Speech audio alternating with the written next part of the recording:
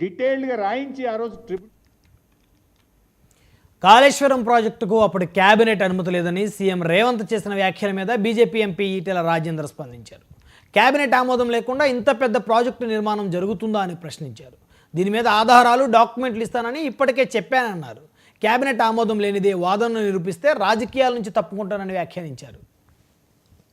ఇంకొక మాట కూడా చెప్తాను, నన్ను అడగడం కంటే కూడా ఇవాళ వారు కూడా ముఖ్యమంత్రి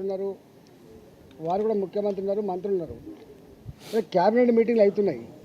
వారు కూడా 15 రోజులకు ఒకసారి క్యాబినెట్ మీటింగ్ పెట్టాలి. అంటే ఈ రాష్ట్రంలో క్యాబినెట్ ఆమోదం లేకుండా ఇంత పెద్ద ప్రాజెక్ట్ నిర్వహించేటువంటి ప్రాక్టీస్ ఎప్పుడైనా ఉంటే చెప్పమని చెప్పండి. దానికి సంబంధించిన మొత్తం ఆధారాలు ఇస్తామని చెప్పినాం. ఇలా నేను ఇంకొక మాట కూడా చెప్తాను, నన్ను అడగడం కంటే కూడా నా మీద మాట్లాడుతున్నాను. కానీ ఆ క్యాబినెట్లో మంత్రులుగా పనిచేసిన వాళ్ళు ఒక ముగ్గురు అక్కడ ఉన్నారు. ఇప్పుడు ముగ్గురు ఉన్నారు అక్కడ. ఒకరు మంత్రి లేకపోవచ్చు కానీ ముగ్గురు మంత్రులు ఉన్నారు.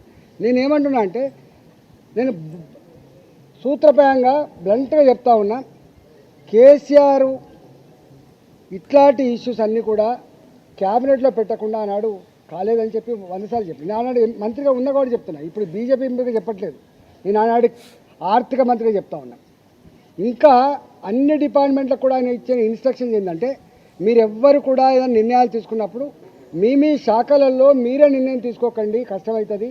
అవన్నిటినీ కూడా క్యాబినెట్ తీసుకురండి, క్యాబినెట్ ఆమోదంతో మాత్రమే చేయమని చెప్పేటువంటి మాట తప్పైతే నేను దేనికంటే అనుకుంటా, రాజకీయాలు తప్పుకుంటా.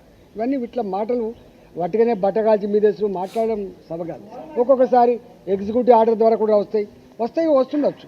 కొన్ని నిర్ణయాలు క్యాబినెట్ కొంచెం లేట్ అవుతుందంటే ఇవ్వాలనే జీవో ఇవ్వాలంటే ఇస్తారు కావచ్చు. కానీ రెక్టిఫికేషన్ కోసం మాత్రం మళ్ళీ ఆమోదం కోసం క్యాబినెట్కి పోతుంది. క్యాబినెట్ ఆమోదం పొందకుండా ఇట్లా జరగవు, గుర్తుపెట్టుకోండి. నేను ఈ మొత్తం కాళేశ్వరం ప్రాజెక్టులో అంతకు వేరే ప్రాజెక్టులు ఏవైతున్నాయో అవన్నిటి సంబంధించిన డాక్యుమెంట్స్ అన్ని కూడా మీ పేపర్లకు కావాలితే మీకు పంపిస్తాయి. ఇప్పుడు విచారణ జరుగుతూ ఉంది కాబట్టి పంపుతుంది. కానీ తప్పకుండా డాక్యుమెంట్స్ అన్నీ కూడా మీ ప్రెస్లకు పంపిస్తా. మీరు మొత్తం స్టడీ చేయండి, దాన్ని మొత్తం బయటపెట్టే ప్రయత్నం చేయండి. మొన్న నేను TV9కి పోయినా, నేను చూపించిన ఇది ఉంది, మీరు ప్రసారం చేయమని చెప్పి. ఇవాళ వారు కూడా ముఖ్యమంత్రి ఉన్నారు. ఏపీ విద్యాశాఖ మంత్రి నారా లోకేష్